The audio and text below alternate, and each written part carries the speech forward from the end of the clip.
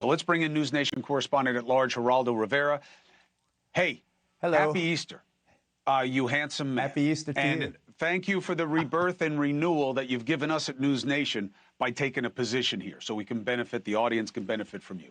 So thank you, brother. Thank you for Good Friday. Your Good Friday sermon was deeply affecting to me. I loved it. All right. And so now, as only I can, I now will become your nemesis.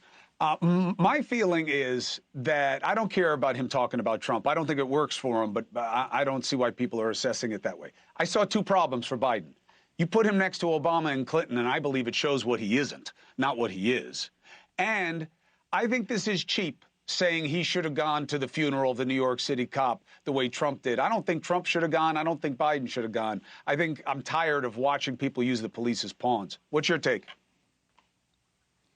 Well, in terms of the pawns, you have to remember, as far as I know, Donald Trump was invited, and I'm sure the family signed off on it, and he was warmly welcomed there in the funeral home.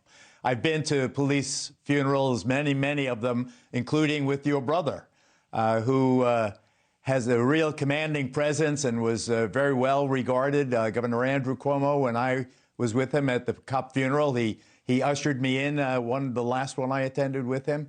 Very unlike Governor Hochul, the current governor of New York, who was razzed at the ceremony and really driven off. I think that Biden really, it seems to me, doesn't miss a chance to miss a chance. Why didn't he go to the border months and months ago? Why didn't he go to East Palestine after the train wreck?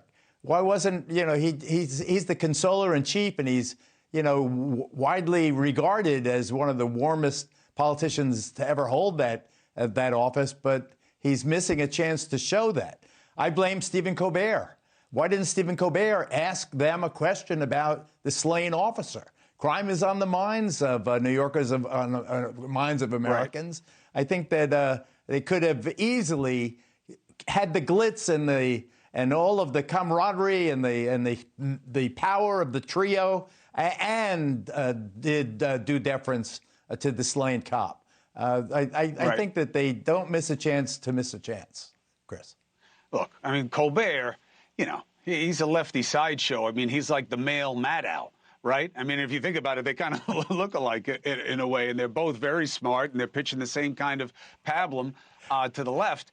But, what bothers me about it is you're so right about the police and how badly they've been treated. It reminds me how after 9/11, everybody loved the first responders. As soon as the firefighters' contract came up, they got screwed. So I don't like seeing them get played. And if the family wanted Trump there, fine. And that's great. But we know why he went.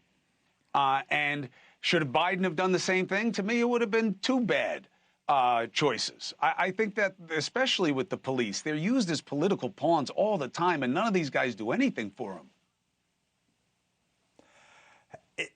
I agree. And the police are definitely partisan also. And I think they make choices based on their personal politics. And I do believe, however, that Trump, like you, Trump's from Queens. So is the slain Officer Diller.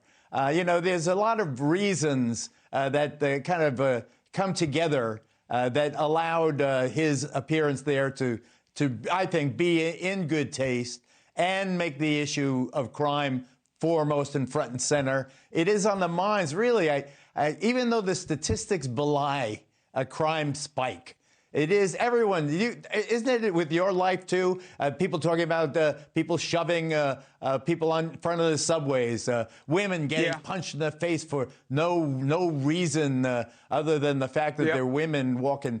There's some crazy stuff. All the surveillance video of smash and grabs and but it's all firing. True, Geraldo. It's in the statistics as well. We don't have a problem with homicides. That's the anomaly, is that the homicide rate isn't doing what we're seeing with all of these quality of life crimes. But, it doesn't have to be a murder wave for it to be a crime wave. And they're right to be upset. And I think the Democrats are going to pay a big price. Hey, thank you for watching.